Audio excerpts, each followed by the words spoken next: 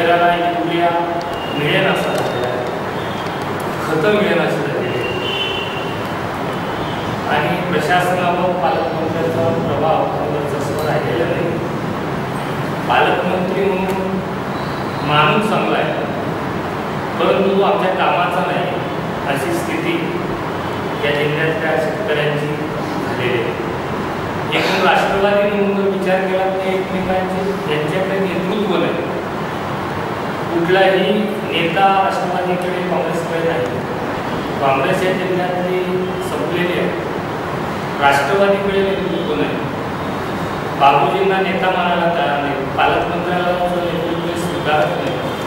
दुसरे नेते सुद्धा आत बाहेर आहेत, त्यांचे काही समर्थक आहेत. त्यामुळे गटबाजी हे उखरलेले विरोधक जी काही थोडी राष्ट्रवादी आणि काँग्रेस या जिल्ह्यात शिल्लक आहे ती पूर्ण काँग्रेस आणि राष्ट्रवादी मुक्त हा जिल्हा करण्याचा संकल्प भारतीय जनता पार्टीने आगामी काळात घेतलेला आहे.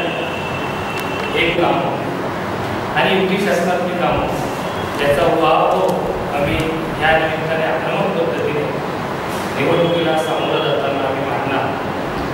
गत काळात केलेली अनेक कामं आणि ह्या 10 वर्षात पद्धतीने करायचं.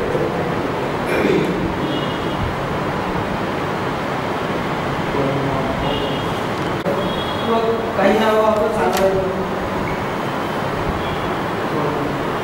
मोठे डिजिटल नेते त्या संदर्भात चर्चा नेते या शब्दावरती त्याविषयी काही त्याच्यात विद्यमान सुद्धा आहे, ते संपर्कात आहेत.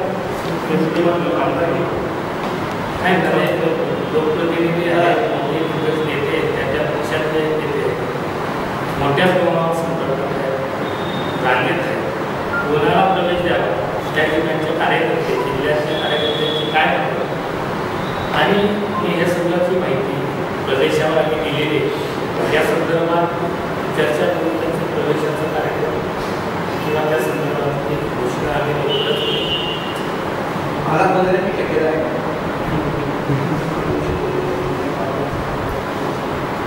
पुढे बघा 8 वर्षात मोठा धक्का आम्ही काँग्रेस राष्ट्रवादीला देणार आहोत.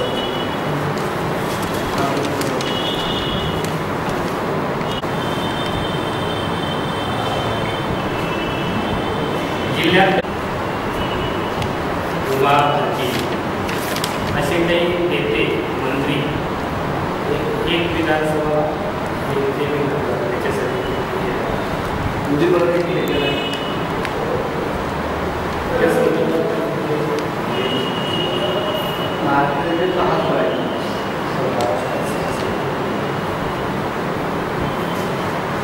प्रश्न किंवा त्याच्यातला कोणतेही आव्हान पाठवलेले आम्ही या संदर्भात केलेले. एकूण त्या उमेदवाराचं त्या ठिकाणी जो जे काही इच्छुक आहे असं विचार करून प्रदेशाला दिलं जाईल आणि त्याच्यानंतर स्थानिक घेऊन त्या